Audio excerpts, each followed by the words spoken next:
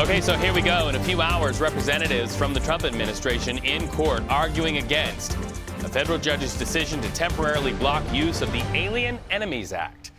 It's all in response to their fast-track deportation of alleged Venezuelan gang members. So the criticism here, the Trump administration skirted due process.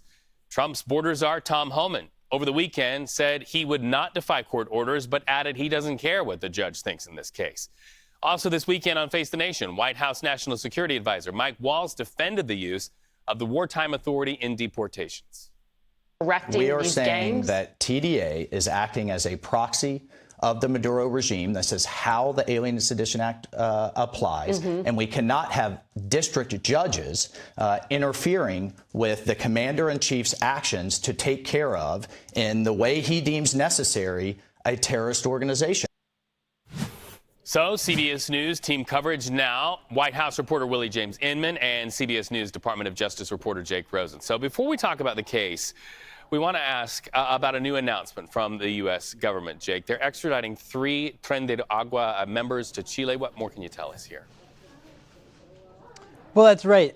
Basically, in a way to use another tool out of the government's toolbox, instead of invoking the Alien Enemies Act, in this specific case, for these 3 people, there's been an agreement to extradite these people from the United States to the Chilean government and hand them over there.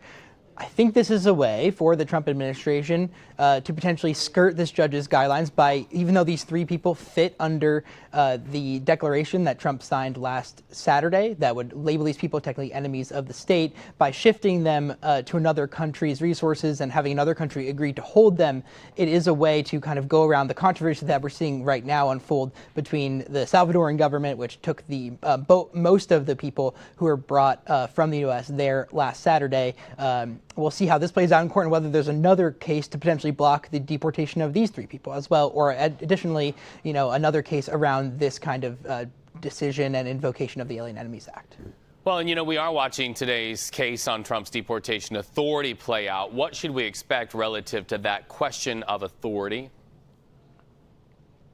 So there'll be a 30-minute argument from each side, from the plaintiffs and their attorneys and from the government. We're not likely to get a decision today, but, we had a very contentious hearing on Friday where there were a number of discussions at play. A couple of them will come into play today for sure in the D.C. Circuit Court of Appeals right down the road. The first is whether the judge had any jurisdiction in a higher court's view as to whether he had the jurisdiction to block the potential turning around of those planes. As we know, the turning around of those planes never happened, but to block the deportations of these people. The government has argued that the judge had no authority point blank because the executive branch has that authority. The second thing to look out for is whether the appeals court is looking to potentially, go along the guidance that Judge Boasberg has given them, which is that there has to be some kind of either administrative or judicial hearing before a United States institution before these people are officially deported. That was a big point in discussion. The government basically said on Friday that these people can appeal their rights once they are already out of the country. As we know,